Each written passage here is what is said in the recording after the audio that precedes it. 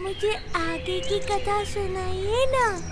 क्या पूतना ने श्री कृष्ण को कोई हानि पहुंचाई?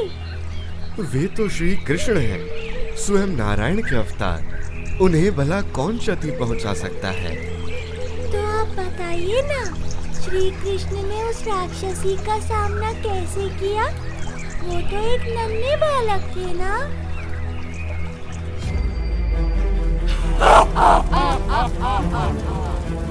महाराज की जय हो।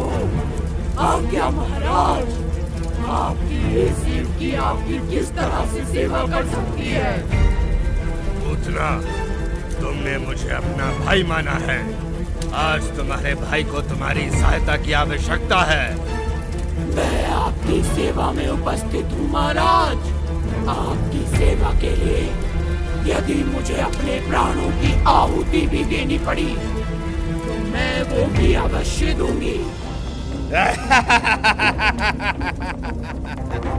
पूतना, आज से 7 दिन पहले गोकुल में नंद के घर एक बालक ने यशोदा की कोख से जन्म लिया है, परंतु मुझे संदेह है कि ये वही बालक है जिसके हाथों मेरी मृत्यु की आकाशवाणी हुई थी, जिस कारणवश मैंने देवकी को इतने वर्षों तक कारागार में बंदी रखा।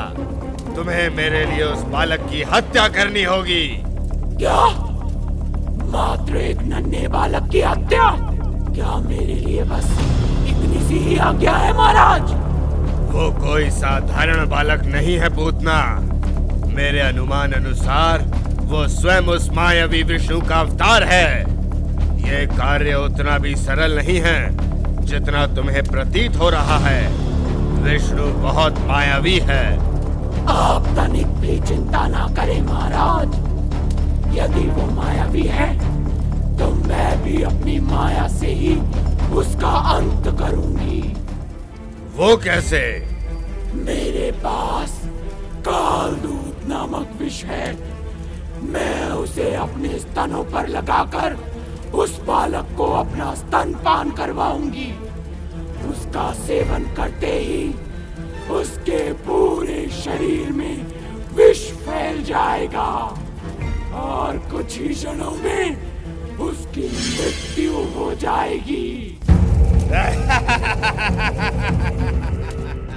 पूतना अपना वेश बदलकर एक सुंदर नारी का रूप धारण कर श्री कृष्ण के घर पधारती है। आप कौन है देवी? आपके यहाँ होने का क्या प्रयोजन है? मैं आपकी क्या सेवा कर सकती हूँ? मैं मथुरा की रहने वाली हूँ। मेरे पति एक सिद्ध ब्राह्मण हैं। उनसे मुझे 2 सिद्धियाँ प्राप्त हैं। पहली कि मेरा दिया हुआ हर वरदान पूर्णतः फलदायी है, और दूसरा ये कि यदि कोई भी बालक मेरा स्तनपान करेगा तो वो सदा के लिए अमर हो जाएगा। उन्होंने ही मुझे अपनी दिव्य दृष्टि से ये अवगत कराया कि आपके घर एक दिव्य बालक ने जन्म लिया है। मैं तो बस उस दिव्य बालक के मंगलकारी दर्शन को तत्पर हूँ और उसे अपना आशीर्वाद देना चाहती हूँ। क्यों नहीं देवी, आप मेरे लाल को अपना आशीर्वाद प्रदान करें। माँ यशोदा प्रभु श्री कृष्ण को उस सुंदर नारी को दे देती है और वो श्री कृष्ण को अपना विशैला स्तन पान कराती है। परंतु तभी उस नारी को अत्यंत पीड़ा महसूस होती है और वो जोर जोर से कर्राते हुए अपने वास्तविक रूप में आ जाती है।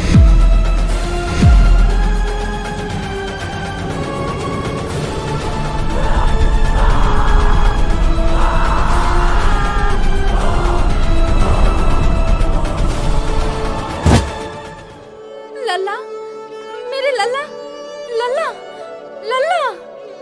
प्रभु श्री कृष्ण को सुरक्षित देख माँ यशोदा का हृदय आनंद से भर जाता है। मेरे लाल, मेरे लल्ला। इस प्रकार श्री कृष्ण पूतना नामक राक्षसी का वध कर उसका उद्धार करते हैं। तो क्या उस दुष्ट कंस ने पुनः किसी राक्षस को प्रभु श्री कृष्ण को हानि पहुंचाने हेतु उनके पास भेजा? कंस तो अपनी दुष्टता की सीमा लांघ चुका था। उसने अनेकों बार राक्षसों को प्रभु श्री कृष्ण को मारने का आदेश दिया, परंतु क्या ऐसा कोई नहीं जो मेरे लिए उस बालक का वध कर सके?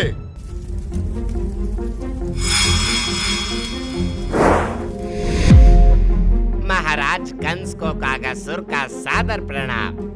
आप अपने सेवक को कैसे भूल गए महाराज? बताइए, मेरे लिए क्या आज्ञा है? कागासुर आपकी सेवा में सदैव उपस्थित है। कागासुर, तुम्हें अपने महाराज के लिए एक बालक का वध करना है। एक बालक का वध महाराज? हाँ, एक बालक, परंतु वो कोई मामूली बालक नहीं, अपितु कोई मायावी बालक है। उसने पूतना जैसी विशाल राक्षसी का वध किया है। आप चिंता ना करें महाराज, मैं कागासुर आपका आदेश अवश्य पूरा करूंगा। आप बिल्कुल भी चिंतित ना हो, मैं उस बालक का अंत कर दूंगा।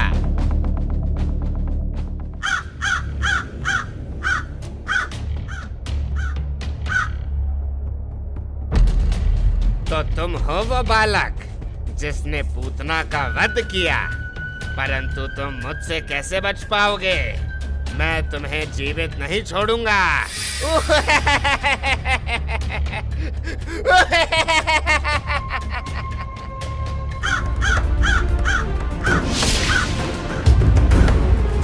नहीं, ऐसा नहीं हो सकता। एक बालक कागासुर जैसे असुर का वध कैसे कर सकता है? कैसे? महाराज की जय हो। आपने अपने इस मित्र को क्या इस लायक नहीं समझा कि वो आपकी सेवा में उपस्थित हो सके? लगता है आप अपनी मित्रता भूल गए हैं, परंतु ये उत्कर्ष कभी आपको नहीं भूलेगा। बताइए, मेरे लिए क्या आज्ञा है महाराज? उत्कर्ष मेरे मित्र, तुम बिल्कुल सही समय पर आए हो। आदेश कीजिए महाराज। तुम उस बालक का वध कर दो जिसने मेरे महाबली असुरों का वध किया है। वो कल मेरा अंत ना बन पाए, इसलिए तुम अभी जाकर उसका अंत कर दो। आप तनिक भी चिंतित ना हो महाराज, आपका शत्रु कल का सूर्योदय नहीं देख पाएगा। आप कहें तो मैं उसे लाकर आपके चरणों में उपस्थित कर दूं।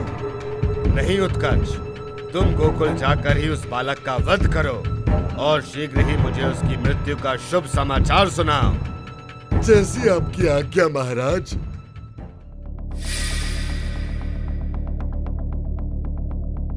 नन्हे बालक, क्या तुम पूतना और कागासुर की भांति मेरा भी वध करोगे? मैं तुम्हें अपने हाथों में मसल दूंगा। आओ, मेरे पास आओ।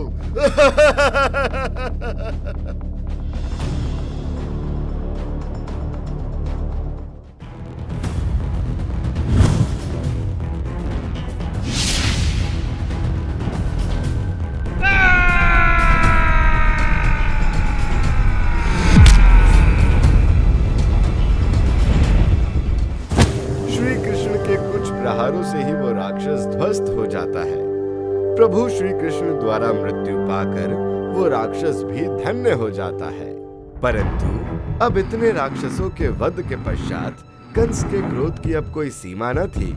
उसने अब श्री कृष्ण का वध करने हेतु अपने अत्यधिक शक्तिशाली असुर को जागृत किया।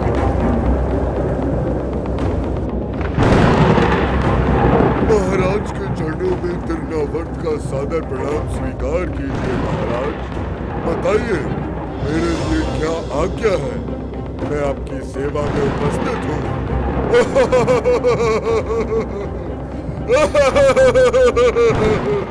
श्री कृष्ण ने तो अपने स्पर्श मात्र से ही उन सभी राक्षसों का अंत करके उनका उद्धार किया। श्री कृष्ण तो श्री कृष्ण है, वो तो सबका उद्धार करते हैं। परंतु तृणावत तो अत्यधिक विशाल राक्षस है। क्या वो श्री कृष्ण को अपनी तूफान के वेग में समाकर गोकुल से ले जाएगा?